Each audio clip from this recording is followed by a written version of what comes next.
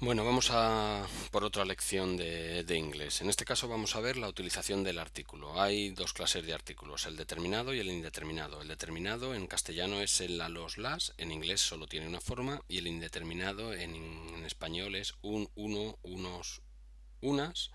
Lo tiene forma singular y plural. En inglés se escribe de dos formas, pero solo se utiliza en singular.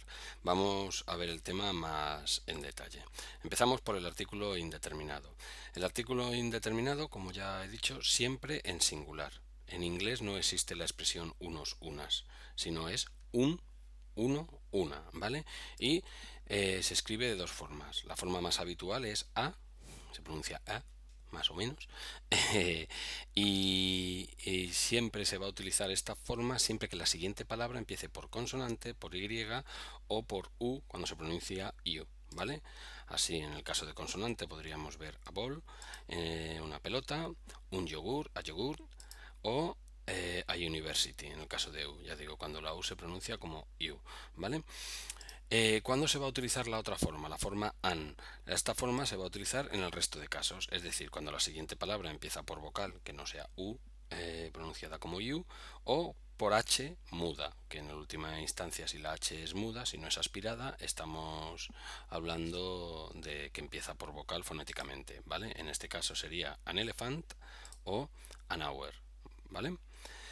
Es importante que hay ciertas expresiones a recordar en la utilización, digamos, del artículo indeterminado. Que a recordar quiero decir que te las tienes que memorizar para el examen. ¿Cómo se dice media hora? Half an hour, la mitad de una hora. Half an hour. Como hour es con H muda, pues sería half an hour. Esta expresión es recordarla, media hora, se dice así. La siguiente expresión es cuando quiere decir cuando una cosa es bastante buena. Pues en el caso del libro, pues sería quite a. Quite a es bastante. Un libro bastante bueno. Pues un libro bueno sería a good book. Bastante bueno sería quite a good book. Se pone el quite delante del a, ¿vale? Si quisieras, bueno, no iba a decir quite an, pero no, porque como dices good, no hay problema. Quite a good, ¿vale?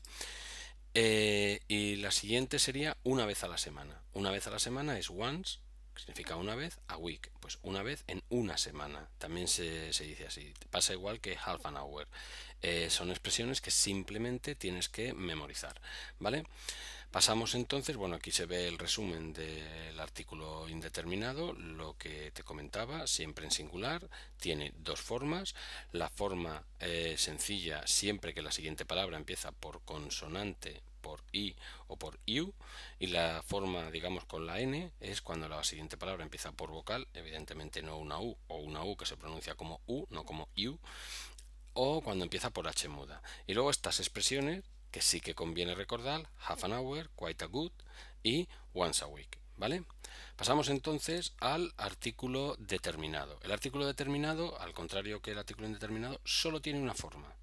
Y esta forma es invariante en singular y plural, pero también en masculino y femenino. En español tenemos el, la, los, las. En inglés solo se tiene de, ¿vale? Entonces, se puede decir de car, el coche, ¿vale? O de cars, los coches. Pero de la misma manera podríamos decir de woman, la mujer, y de women, las mujeres. Es decir, en todo caso es de. Lo que sí cambia en el de es la pronunciación. Se pronuncia tal cual se ve, con una e, cuando, igual que antes, la palabra siguiente empieza por consonante, ¿vale? En este caso sería the bus, el autobús, o cuando empieza por y, ¿vale? De yacht, el yate, o cuando empieza por U, pronunciada como U, de uniform, de university. ¿Vale? En este caso, como ves, se pronuncia D, bueno, como ve, como escuchas, y recordando que mi pronunciación no es buena.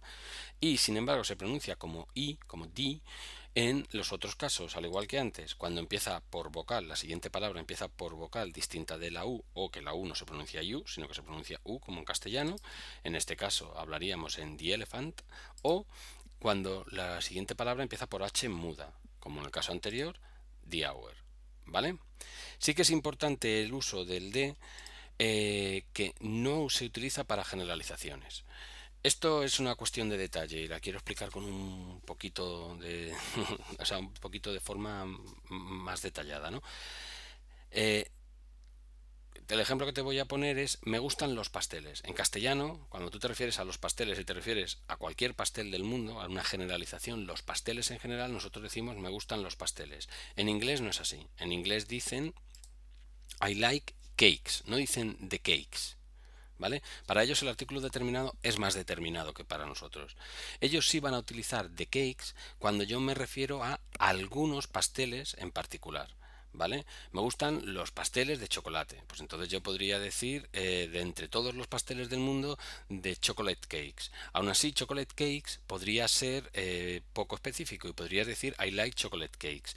Pero el ejemplo que te voy a poner ahora lo vas a entender mejor. Me gustan los pasteles que hace mi madre. I like the cakes. Aquí sí que se utiliza el de. I like the cakes my mother makes. Los pasteles que hace mi madre. Cuando la frase lleva complemento directo, en el caso de chocolate cakes no era complemento directo, cuando la frase lleva complemento directo, entonces sí que puedo utilizar el verbo de, o sea, el artículo de. ¿Vale?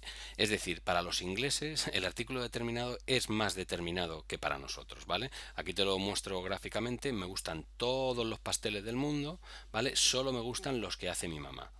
¿Vale? I like cakes, I like the cakes my mother makes. ¿Cómo lo sé? Porque cuando yo quiero especificar de entre todos los pasteles del mundo cuáles me gustan, pongo un complemento directo. ¿Vale? Entonces, ahora, así, para terminar, vemos lo que hemos hecho antes. El artículo determinado es de, es siempre invariante en singular, plural, masculino y femenino. ¿Vale? Lo que sí cambia es la pronunciación. Se pronuncia de cuando va delante de palabra que empieza por consonante, por Y o por U, tanto la Y como la U, bueno, sobre todo con la U, quiero decir cuando se pronuncia como you, ¿vale? Y se pronuncia di cuando va delante de palabra que empieza por vocal, the elephant, o por H muda, the hour.